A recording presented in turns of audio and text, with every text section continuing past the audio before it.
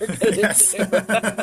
So, with that being said, it's great to meet you. Before we get into Vanishing Points, I want to know 4 years ago or so, 4.5 years ago, we were dealing with this pandemic and it was a big deal for everybody, but especially musicians. So, Mhm. how did you survive that time period and how did it either influence this album or what you do now? That's a great question. So personally, I mean, just like everyone, everything stopped suddenly, and it was very surprising. I was maybe one of the few musicians who was lucky to still be working because one of my like another musician who I play with regularly, Matt Masters, had this idea of doing curbside concerts. So he just sold like 20-minute or 45-minute concerts to people, like, and he would play distanced in front of their house. Yeah. And he got so much demand, like he had hundreds of emails, and so he hired a few of other musicians, and I was lucky to be one of them. And so starting like I think end of April 2020, for like a few weeks at least, I was working pretty much every day, driving around. And so I had a friend install a sort of a stage on top of my car, and I would play violin on top of this, and for people, and sometimes I would be like just like a casual, just the family look watching. But some people like had like full on like street parties, Yeah. where like they would invite all their neighbors to come out and pull out their long chairs and just watch from their yard. So that was a kind of weird, I guess, a couple of months like this where I had lots of those going on, whereas like all every other musician was just stuck home, I guess. Yeah. Yeah.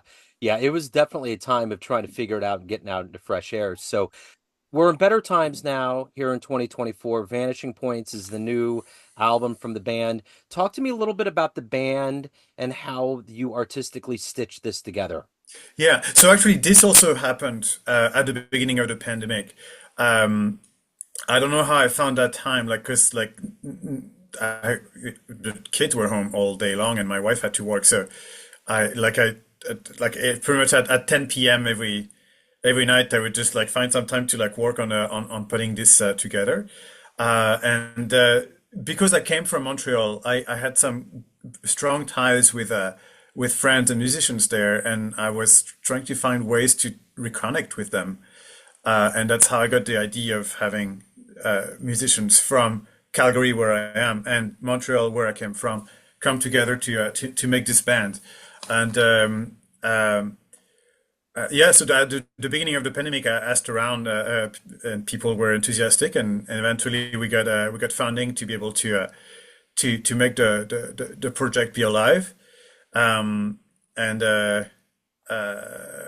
So the way it started is that because I was the only one who knew each musician, I asked everyone to kind of like present themselves musically to the group, by like previous work they had done, or like uh, any way that made sense to other for to compose for them. And then each of us composed pieces or arranged some traditional pieces from home. And then 2 years later, in 2022, we finally got together to put these pieces together and rehearse them and present them.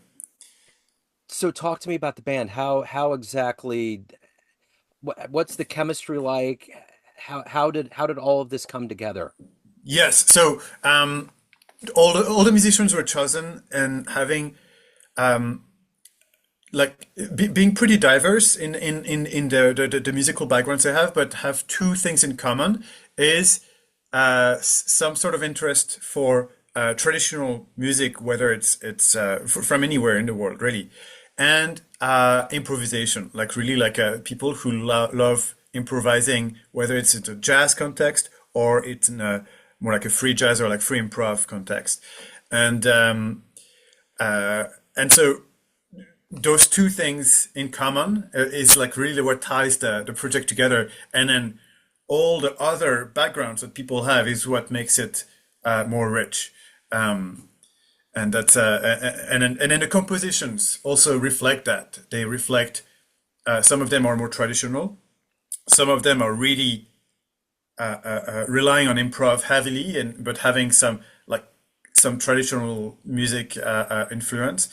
And there's everything in between with like some that are more jazz, some that are like almost like nonsensical, and so that creates this wide musical world with but with somehow that ties together with some element of traditional music and a lot of improvisation.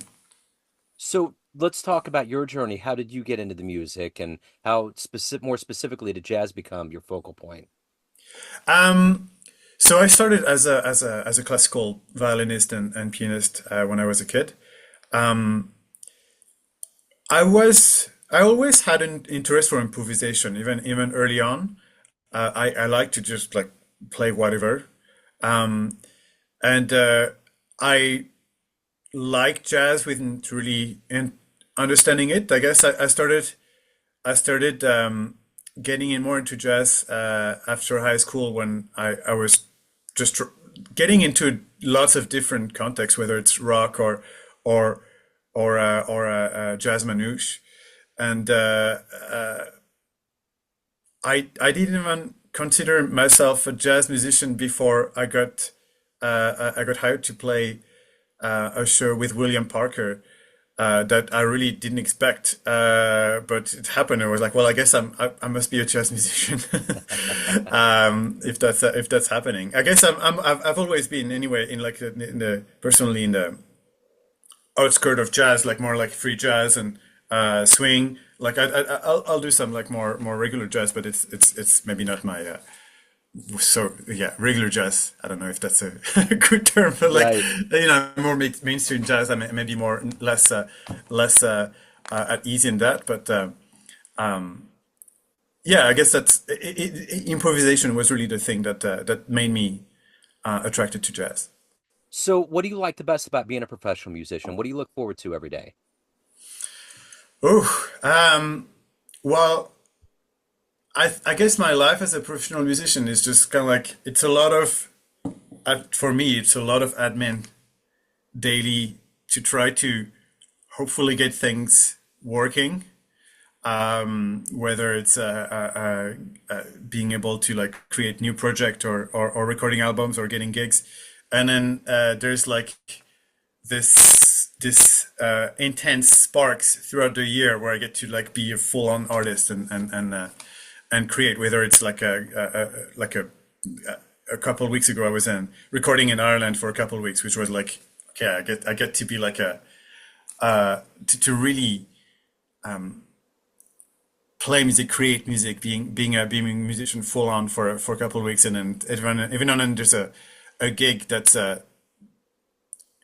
just sparks so much joy and creativity, and so I guess the daily life is like a little grinding, but like because there's those intense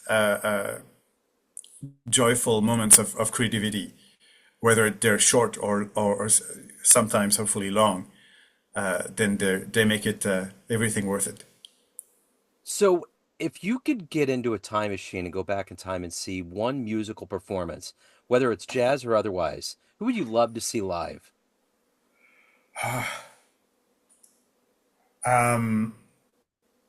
You know what? Actually, I'm gonna go like really far, and I think I would really love to see a guy like Bach or Beethoven Yeah, improvise yeah, because they improvised a lot. They were incredible improvisers, but I have no idea what they did, right? yeah. Like I know they're incredible composers, but what did it sound like when they improvised? So I think if I could go back, I